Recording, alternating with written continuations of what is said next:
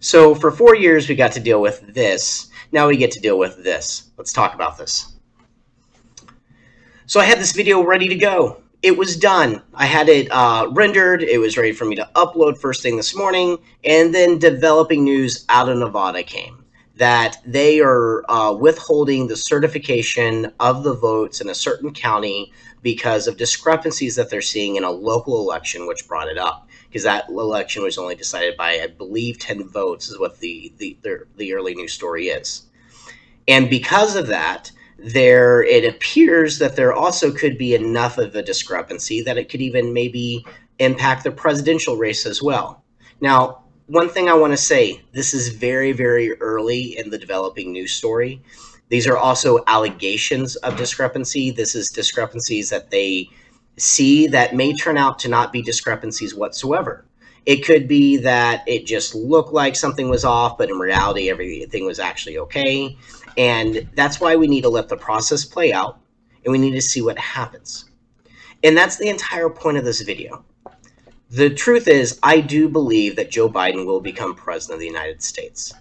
I believe that it is way too early for the media to crown him president-elect with how close the election is, okay? And I do believe that allegations of voter fraud should be investigated. They should be litigated, and we should let this go through the court system, and that the media should allow that to happen also. For 4 years, we got to hear the Democrats basically not concede an election. They screamed about how Trump colluded with Russia. They screamed about how the fact that he's not a legitimate president, that he needs to be impeached by both houses of Congress, that he did not win the election fair and square, that Russia helped him.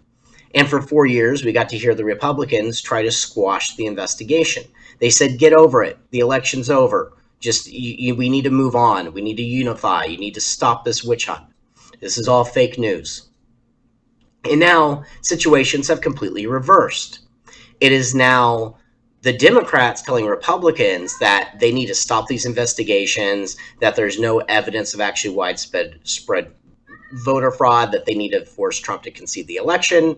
And the Republicans are saying, hey, this is all being swept under the rug. There's a big difference between these two stories, though. And it's not the behavior of the two political parties. The truth is, I expect them to behave that way. Right or wrong, I just expect it. Where the issue is with our media, is the fact that the media is covering these two stories completely different. They're covering them in a way that isn't fair and balanced. It's not investigative journalism. It's not in a way that will show people the truth of what happens and give people the right information. My cats are playing back there in the background. And this is scary. Because the reality is, out of these two scenarios, which one is actually more plausible? Is it the one where a foreign country actually basically trained Trump to become president of the United States and forced him and helped him get into the Oval Office so that they could influence foreign policy with Russia? Or is it more likely that random poll workers or random election commissioners take it upon themselves to make sure their candidate gets elected? The truth is, out of those scenarios, it's far more likely for the latter to happen than it is that a government infiltrated our entire election process. And yes, I know, there's evidence that Russia did play a part in misinformation and everything like that, but misinformation is very different than actually altering vote counts. But the media just wants to sweep it under the rug. The media just wants to say that Donald J. Trump is no longer president and Joe Biden is now our president-elect. We need to accept the results. We need to stop the litigation. We need to let this move forward. And I have the same issue with the Democrats as I actually had with the Republican Party during the entire investigation. Here is the reality. If voter fraud, voter intimidation, voter discrepancy, voter influence, whatever you want to call it, if that occurs at any level whatsoever, we should 100% be investigating that. We should 100% be waiting to ensure that that the vote count is accurate. That should be something both parties should be wanting to do. The reality is for 4 years, while the Republicans tried to squash the investigation, it honestly did make it look like a cover-up. It made it look like they didn't want to go down these rabbit holes. And here's the reality.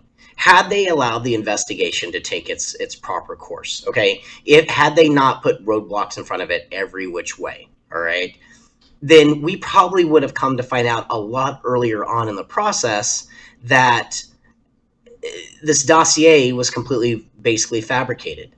We probably would have come to know a lot quicker that the allegations were completely baseless, and they were almost based on a work of fiction versus actual accounts, actual evidence.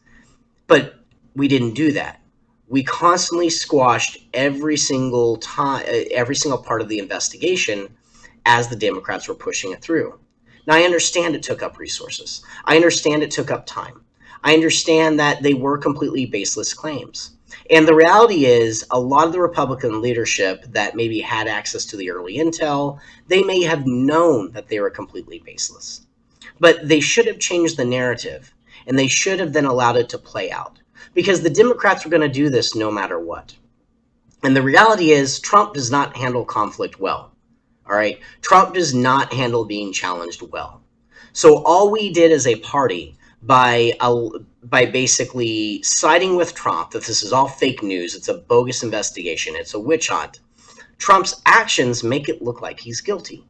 I said it in one of my previous videos on my original channel that with magicians, they love misdirection. So what they'll do is they'll wave their hand over here so they can take this other hand and do something sneaky over here. Well, the way that Trump acts on Twitter, the way that Trump acts with the media, it looks like he's constantly trying to do a game of misdirection. He's trying to insult more. He's trying to scream louder. He's trying to make a bigger impact on social media in order that people are focused on what he is saying and doing and not focused on necessarily the investigation. And that makes people very skeptical. That makes people wonder, is there something else going on? And so the same thing is happening with this presidential election right now. Look, allegations are allegations and they need to be investigated. That doesn't mean that these allegations are true. That doesn't mean even if the allegations are true that there's evidence to support those claims. That doesn't mean that the amount of votes that potentially are impacted would be enough to change the presidential election. But the reality is we don't know. We don't know who the president is right now. We actually don't know who won the presidential election yet. And the media is doing a disservice, and the media is the one causing disunity in this country right now by playing to the Democrat narrative. So this is literally take number 4 right now because my cats keep deciding they want to play in the background. But as I'm saying, by the media completely supporting the narrative of the Democrat Party, they are actually doing a disservice to Americans. They are setting this up that they're going to be able to spin this in a way that's going to be very harmful to Republicans either way. And that should scare us as a nation. That should scare us that our media, our news media, is so invested in a certain political party that they're not actually conducting good investigative journalism. Here's the truth. They are so on this story that none of these allegations could be true whatsoever, that if it turns out that they are, and let's say it turns out that the vote counts are influenced enough by any fraud that it changes the election to Donald Trump, that the narrative is going to be Trump stole the election, that Biden actually won the election. And even though the courts end up siding with the Republican Party or side with vote counts, the media and the Democrats are going to spin that to say, well, it's because the Republicans appointed the judges. It's because the Republicans have control of the Supreme Court now. It won't matter whether the allegations are true or false. It won't matter what the evidence ends up saying. It's going to be a point that they are so invested in this narrative that that's going to be their only outcome, because they're not going to admit that they were wrong. Like, if you look at it with the polling data, no one's really admitting that they were wrong. They're not going to admit why they're wrong. They're not going to admit there's a bias. And the problem on the Republican Party side is by investing so much currently in this exact same narrative that fraud was rampant, fraud was evident. If it turns out not to be true, it's going to hurt our credibility the next time we're challenging something that needs to be challenged. It's going to hurt our credibility the next time that there is actually voter fraud or voter intimidation or whatever you want to call it, because they're going to be able to hang on this story. Well, remember when they lost the presidential election, they swore up and down that there was hundreds of thousands of votes that were cast illegally and should not be counted, and it turned out there was only a few hundred or 10,000 or so. And here's the truth, though.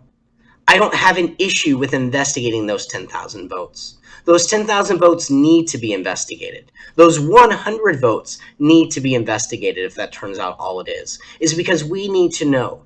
We need to know what actually did happen. We need to know what the final vote counts are.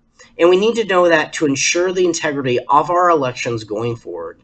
And also, so as a Republican Party, we can understand that people actually sided with President-elect Joe Biden, potentially.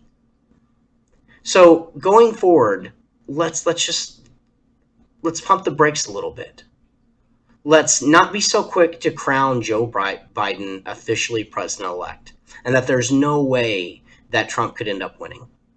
And at the same time, let's stop with this narrative that voter fraud is widely rampant, that it was enough to still and overturn an election. Because the truth is, we don't know. I don't know if President Trump won or not. I also don't know if Joe Biden won or not. And that should be the narrative that we are preaching. That should be the narrative that we are using. That should be the narrative that we're saying. But instead of being in the middle, instead of finding common ground, instead of turning around and realizing we can just explain to the American people what the process is, why we're doing what we are, now we're operating on two extremes, just like we always do. So please take a breath, stand back, investigate voter fraud, investigate allegations, but do not push this narrative that voter fraud is rampant enough that it'll overturn the election, or that there's no way any voter fraud occurred whatsoever and we shouldn't be litigating it. Because both are wrong, both extremes are not right, and we need to be a voice in the middle. Have a great day, guys. Thank you for watching today's video. Please make sure to hit that subscribe button, and I will see you next time.